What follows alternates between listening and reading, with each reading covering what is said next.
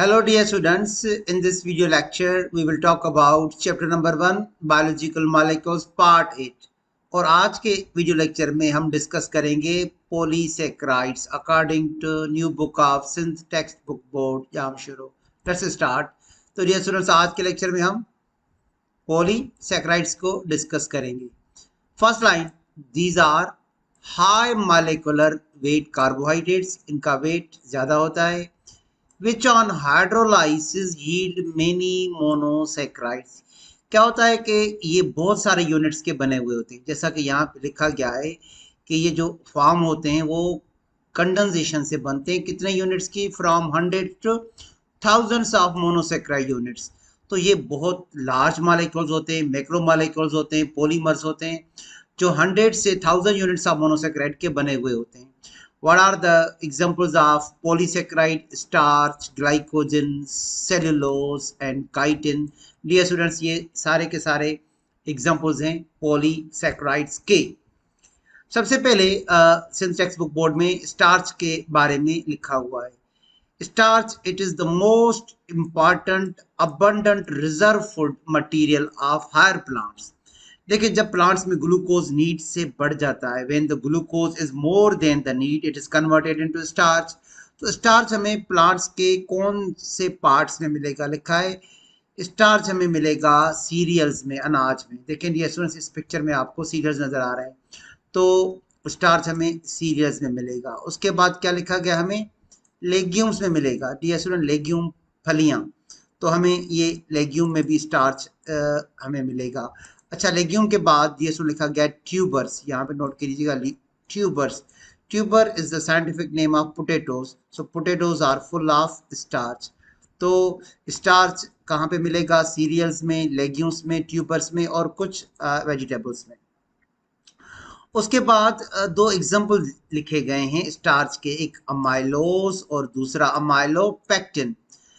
लिखा गया है कि it is made up of many glucose unit joint together in straight chain. जो अमाइलोज का स्टार्च है उसमें ग्लूकोज के यूनिट का स्ट्रेट चेन होता है, और जो अमाइलोज है उसके लिए लिखा गया है it is soluble in hot water. और जबकि जो अमाइलोपेक्टिन है वो ब्रांच चेन होता है and it is insoluble in hot water as well as cold water. और अगर हम अमाइलोपेक्टिन की आयोडीन टेस्ट की बात करें तो आयोडीन टेस्ट में उसका ब्लू कलर हमें मिलेगा। देखिए ये स्टूडेंट, हम थोड़ा इसको डायग्राम पे भी डिस्कस करेंगे। जैसा कि लिखा गया है कि अमाइलोज इज अनब्रांच। देखें ये स्टूडेंट, ये एक स्ट्रेट चेन है, आपको इसमें साइड के ब्रांचेस नहीं मिलेंगे, और हम अभी अमाइलोज का स्ट्रक्चर डिस्कस कर रहे हैं।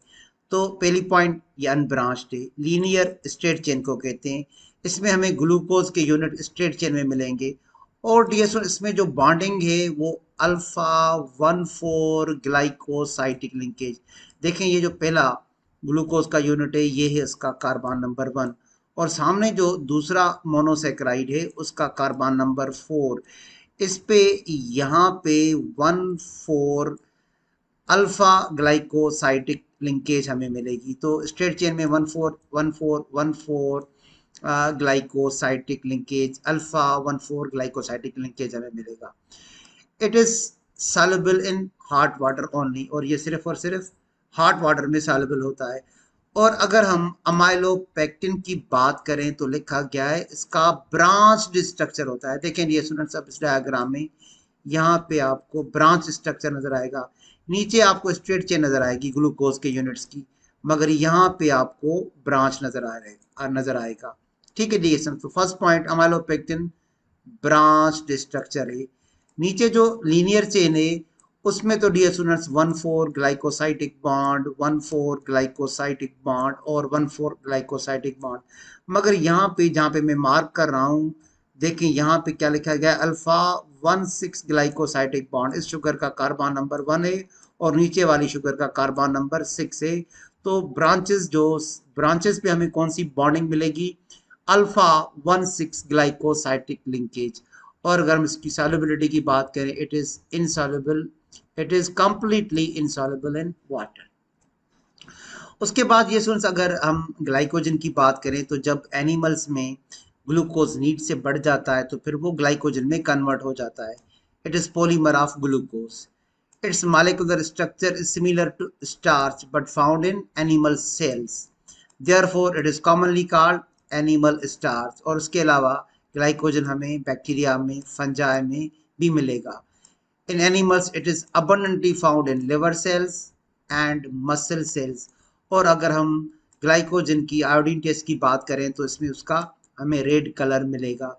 देखें डियर स्टूडेंट्स, उसके बाद सिंस टेक्स्ट बुक बोर्ड जाम शोरों में सेलुलोज को डिस्कस किया गया है. ये भी एक पॉलीमर है ग्लूकोज के बहुत सारे यूनिट्स का. और उसके बाद लिखा गया it is highly insoluble in water. तो ये भी पानी में इंसॉल्युबल है. ह्यूमन बींग्स की अगर हम बात करें तो ह्यूमन बींग्स में सेलुलोज का डाइजेशन नहीं होता. It is not digested in human body. अगर हम इसके यूनिट्स की बात करें तो यहाँ पे लिखा गया है इसमें ग्लूकोज के यूनिट्स एक दूसरे से जुड़े हुए होते हैं स्ट्रेट चेन में और कोई भी साइड के ब्रांचेस इसमें नहीं पाए जाते. देखें डियर स्टूडेंट्स, ये यहाँ पे आपको स्ट्रेट चेन मिलेगा सेलुलोज का और ये 1,4 ग्लाइकोसाइडिक बॉन्ड भी इसमें आपको नजर आएगा. This straight chain become spirally coiled and condense to form tube. तो ये स्पायरली कॉइल हो जाती है कंडेंसेशन के प्रोसेस में, ट्यूब्स लाइक स्ट्रक्चर बना लेता है सेलुलोज. सेलुलोज हमें कहाँ मिलेगा, ये लिखा गया है cellulose form cell wall of plant cell. तो प्लांट सेल्स का जो सेल वॉल होता है उसका चीफ कंपोनेंट सेलुलोज होता है.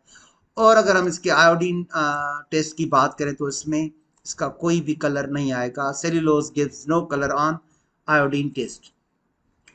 उसके बाद ये स्टूडेंट्स काइटिन, जिसका फार्मूला है C8H13O5N1 नाइट्रोजन. तो ये एक लॉन्ग चेन है एन एसिटाइल ग्लूकोसेमाइन. डियर स्टूडेंट्स, यहाँ पे मैं मार्क कर रहा हूँ, ये है ग्लूकोसेमाइन जो कि मॉडिफाइड ग्लूकोज का फॉर्म है. ठीक है डियर स्टूडेंट्स. और नीचे जो ग्रीन कलर में इसके साथ यूनिट जुड़ा हुआ है ये है एन एसिटाइल. तो जब हम ग्लूकोसेमाइन से एन एसिटाइल कंबाइन करेंगे तो ये बनेगा एन एसिटाइल ग्लूकोसेमाइन जो कि डिराइव किया गया है ग्लूकोज से. तो ग्लूकोसेमाइन मॉडिफाइड ग्लूकोज का फॉर्म है.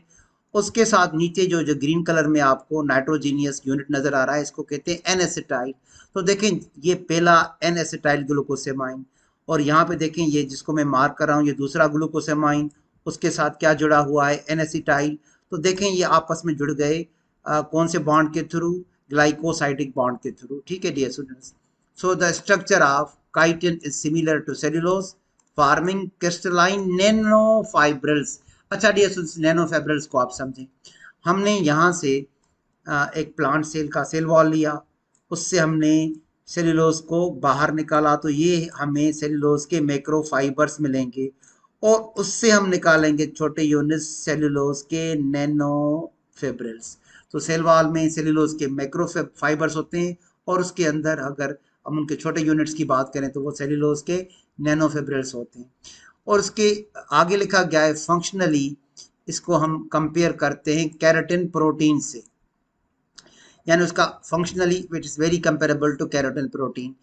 Chitin is modified polysaccharide contain nitrogen which allows increased hydrogen bonding between nearby polymers giving it more strength. तो ये हाइड्रोजन बॉन्डिंग की वजह से इसमें ज़्यादा स्ट्रेंथ पाया जाता है. और ये आगे लिखा गया है कि अगर हम इसके प्योर और अनमॉडिफाइड फॉर्म की बात करें तो काइटिन ट्रांसल्यूसेंट होता है, सेमी ट्रांसपेरेंट होता है और क्वाइट टफ होता है. आर्थ्रोपोडा में पाया जाता है. Mostly found in modified form such as proteinaceous matrix form exoskeleton of insects. तो देखें डियर स्टूडेंट्स, आर्थ्रोपोडा में और इंसेक्ट्स में ये जो एक्सोस्केलेटन होता है ये काइटिन का बना हुआ होता है. और उसके आगे लिखा हुआ है with calcium carbonate shells of mollusca and crustacea composite material is much harder and stiffer than pure chitin. तो उनमें भी मोलस्का में भी ये कैल्शियम कार्बोनेट के साथ मिलकर उनका जो एक्सोस्केलेटन है वो फॉर्म करता है chitin. That's all about the polysaccharides. Thank you dear students.